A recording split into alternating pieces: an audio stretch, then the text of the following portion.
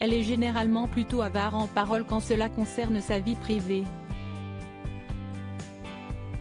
Pourtant, Anne Roumanoff a donné quelques informations sur celle-ci, et notamment sur son divorce.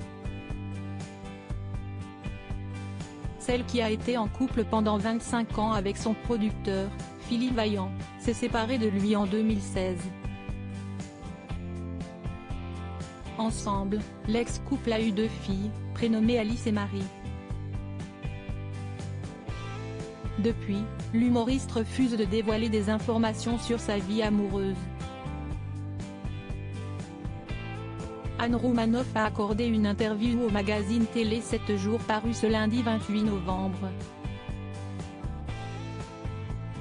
Alors qu'on lui posait une question sur son spectacle qui évoque son divorce, celle-ci a rétorqué « Je ne raconte jamais ma vie dans mes spectacles. Je prends des éléments que je transforme. »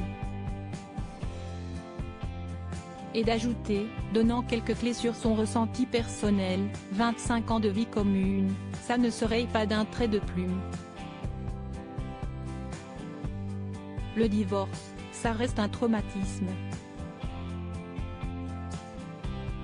Chacun le vit différemment. En ce qui me concerne, cela a été comme un renouvellement, le début d'une nouvelle vie.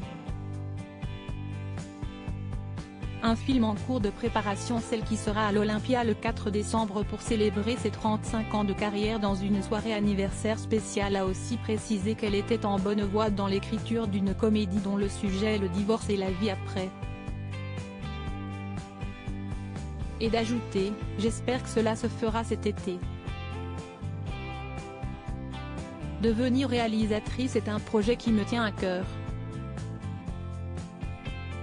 Anne Roumanoff tiendra le rôle principal, celui d'une conseillère d'éducation dans un collège catholique. Elle était toujours en rouge. C'en était même devenu sa marque de fabrique.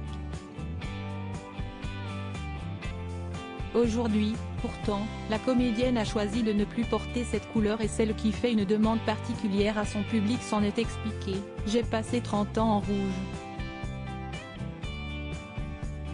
J'avais envie de changer », a-t-elle indiqué, tout en précisant « Mais je porte quand même des couleurs vives. Le rouge, à un moment, ça vous étouffe. J'agis en fonction de ce que je ressens et là j'avais comme une lassitude. » Plus de couleurs fétiches pour Anne Roumanoff, mais des couleurs quand même pour rester fidèle à elle-même.